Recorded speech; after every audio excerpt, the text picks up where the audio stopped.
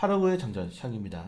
자, 전일 기분 좋은 상승을 보였던 뉴욕 증시는 오늘 무디스의 미국 중소은행 10곳에 대한 강등과 추가적으로 대형은행도 강등이 가능하다라는 이런 발표와 그리고 미국 이 상업용 부동산 리스크가 이번에는 아파트까지 확대가 되면서 현재 뭐 전체적으로 이 고금리에 대한 후유증이죠, 사실은. 5%의 금리를 거의 1년 반 이상을 유지를 하고 있기 때문에 거기에 대한 부담감들이 이런 부동산 리스크 그리고 은행 리스크로 확대되고 있다. 사실은 부동산이든 뭐 채권이든 이런 것들이 뭐 개인 투자자들의 어떠한 뭐 신용 리스크든 전부 다 은행으로 다 귀결이 됩니다. 네, 은행에서 돈을 빌리고 은행에서 투자를 하기 때문에 그래서 은행에 대한 흔들림은 결국 경제 내부가 어느 정도 리스크가 있다라고 판단이 되는 거죠.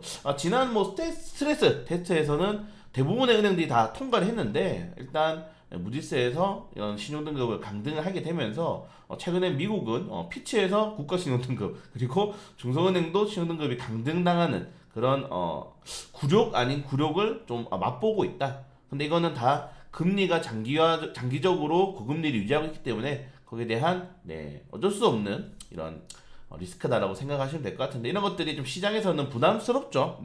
부담스러운 모습을 보여주면서 뉴욕 증시가 하락을 하게 되었고, 근데 좀 웃긴 거는 이렇게 되면 이제 투자자들이 최근에 뭐 이제 재무부에서 국채도 발행하고 미국의 금리가 장기화되고 있고 은행 리스크가 터졌는데도 불구하고 또 비트코인은 올라요. 또 금 가격은 떨어져. 그러니까 지금의 이런 투자의 흐름을 한치 앞을 예상을 정말 할 수가 없습니다. 은행 리스크 커져? 그럼 다시 뭐 금이라든가 좀 채권 안전자산으로 넘어가야 되는데 뭐 채권은 또 떨어지고 오늘 금도 떨어졌는데 뭐 비트코인은 또 오르고 있는 그런 좀 기이한 현상들이 계속적으로 발생을 하고 있기 때문에 예측이 불가능한 시장이 만들어지고 있고 미국이 이렇게 흔들려 버리면 다른 국가들은 더욱더 크게 흔들릴 수가 있겠죠. 특히 오늘 우리나라 같은 경우에는 코스피가 5거래 연속으로 하락이 어제 나왔는데 오늘 만약에 하락하게 되면은 6거래 연속으로 하락이 나오는 거죠. 근데 오늘 올라갈 섹터가 사실은 뭐 2차전지 빼고는 잘 보이지가 않죠. 어제 장 막판 2차전지가 양봉을 띄우면서 마감했기 때문에 만약에 오늘 추가적으로 뭐 초전세 이슈라든가 이런 추가적인 하락이 나오게 된다면은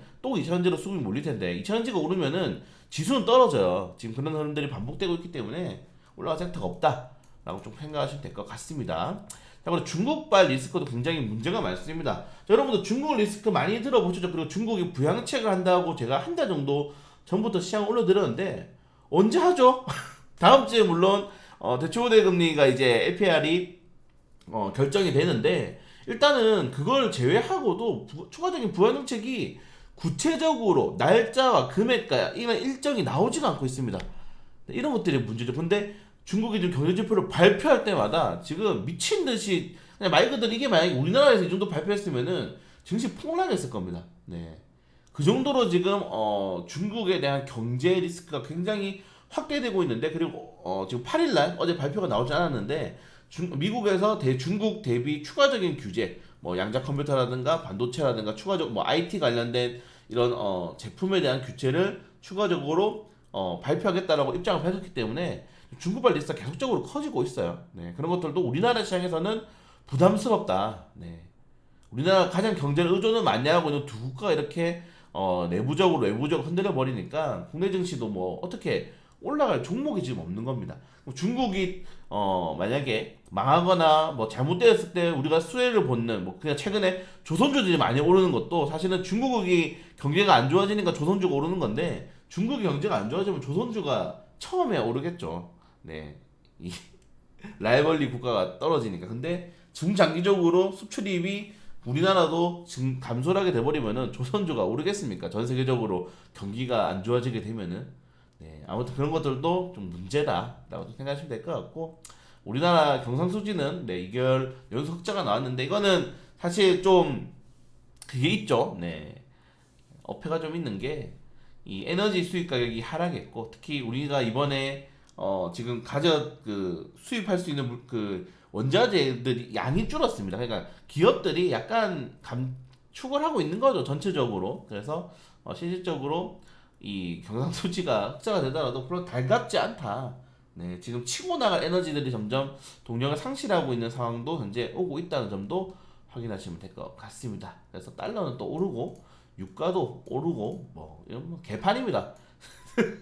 개판 시장이 다시 한 번 더 지금 만들어지고 있고 오늘 아마 오르면은 이천지 위주로 올라갈 가능성이 매우 높다라고 보시면 될 것 같고 그걸 제외하고는 어제 이제 뭐 테마주가 하나가 완전히 골로 가버렸죠. 네, 골로 가버렸기 때문에 다음 테마를 찾는 투자들의 흐름이 이어질 가능성이 매우 높다는 점들 확인하시면 될 것 같습니다. 그리고 유럽연합이 동물실험 단계적 폐지를 선포를 했는데 동물실험 관련 테마주라든가 아니면은 뭐 인공장기 관련 테마주들 뭐 이런 테마주들을 관련된 종목들 노터스 항공모먼트 이거 세 개밖에 없어요 우리나라에.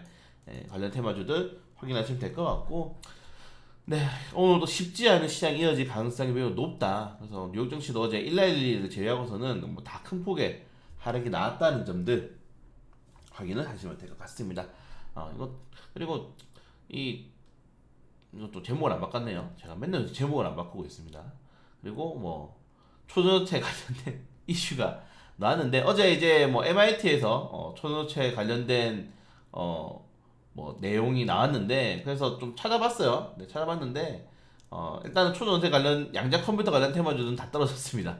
네, 양자 컴퓨터 관련 테마주가 다 떨어졌고 뭐 요런 뉴스가 11시에 나오기도 했지만 뭐 이거 돌릴만한 좀 재료는 부족하고 그리고 MIT에서도 여러분들 MIT가 작은 학과가 아니잖아요. 여러 과가 있고 여러 그 학생들이 있기 때문에 거기서 이제 뭐 연구팀들이 어마어마하게 많습니다. 그래서 뭐 이 연구팀들이 막 이런 것들은 막 마구마구 발표해요. 근데 이런 것들이 막 상용화 된다거나 당장에 주식시장에 영향을 미치기에는 많이 힘들죠. 그래서 뭐 양자모 관련 테마주들을 이렇게 체크를 했는데 이게 과연 지금 초전체 관련된 이슈를 엮이면서 수급을 이렇게 이쪽으로 넘어올 수 있을 것인가 아니면은 초전체 관련 테마주가 떨어지면서 같이 떨어질 것이냐 저는 좀 같이 떨어질 가능성이 높다라고 보고 있기 때문에 뭐 단기적으로만 이슈로만 확인하시면 될 것 같고 그리고 태풍이 거의 뭐 한국을 이렇게 저는 이렇게 오는 태풍 처음 봅니다.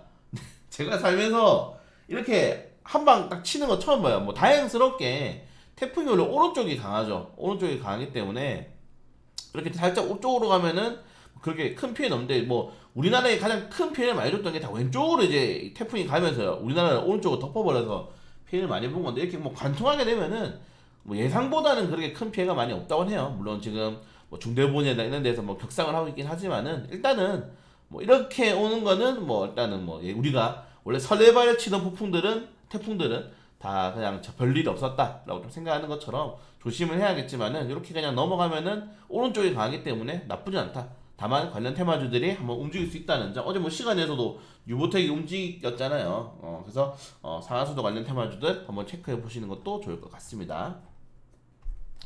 네, 그걸 제외하고 오늘 이제 뭐 어제 넥스트 이제 오늘 넥스트 공모 청약에 들어가는데 딱히 뭐 메리트 있는 업종은 아니다라고 보시면 될 것 같고 중요한 거는 오늘 삼성전자 이재용 회장이 올라프 숄츠 총리와 회동을 하게 되는데 이제 전장 사업에 추가로 뭐 할 건지 삼성은 이제 하만을 가지고 있잖아요. 전장 부품업체 하만을 가지고 있기 때문에 거기에 대해서 추가적으로 뭐 최근에 진영도 삼성전자는 엮여 있는 모습이기 때문에 그래서 뭐 안암전자라든가 아니면은 진영에 대해서 오늘 추가적인 흐름 나올 수 있는지 한번 체크해 볼 수 있도록 하겠습니다. 네, 시장이 모르겠어요. 그러니까 뭐 너무 애매합니다. 네, 애매해요. 뭐 이천지가 최근에 뭐 로봇이나 조선은 가는데 이 로봇이 실적이 나오는 기업이 없잖아요. 하나도 실적이 나오는 기업이 없습니다. 근데 올라가죠. 성장률, 성장성. 그러면은 실적되고 성장성 좋은 다른 기업을 가느냐? 그건 아니란 말이에요. 또 조선도 뭐 실적을 턴어라운드 하는 기업들이죠. 그런 걸 보면은 지금 시장이 그냥 말 그대로 수급에 의해서 그냥 세력들이 어느 정도 몰려가는 업종에 의해서만 조정이 되는 거고 개별적인 종목의 모멘텀 뭐 업종에 대한 전반적인 산업의 방향성들은 하나도 중요하지 않는 것 같습니다. 정말 재미없고 좀 솔직히 짜증나는 시장이 반복되고 있는데 어디까지 한 번 더 이 짜증이 날 정도로 시장이 망가지는지 한번 보는 것도 그냥 지금 저희가 계속 이런 적은 없었는데 뭐 역대 최대 역대 최장 이런 말을 많이 붙이고 있잖아요. 지금 올해 최장이거든요. 또 오늘 떨어지면은 그 정도로 좀 시장이 안 좋다는 것들. 그래서 여러분들 뭐 저도 마찬가지지만 우리 종목은 잘못한 게 없습니다. 시장이 미친 거고 이 시장이 내년 총선 전까지 시장에 신경을 쓸까요? 네, 정부가 여당 야당이든 그래서 결국 자생해야 될 필요가 우리가 해내야 되지 않나 라고 생각하면서 오늘 또 열심히 한번 잘 버텨볼 수 있도록 하겠습니다.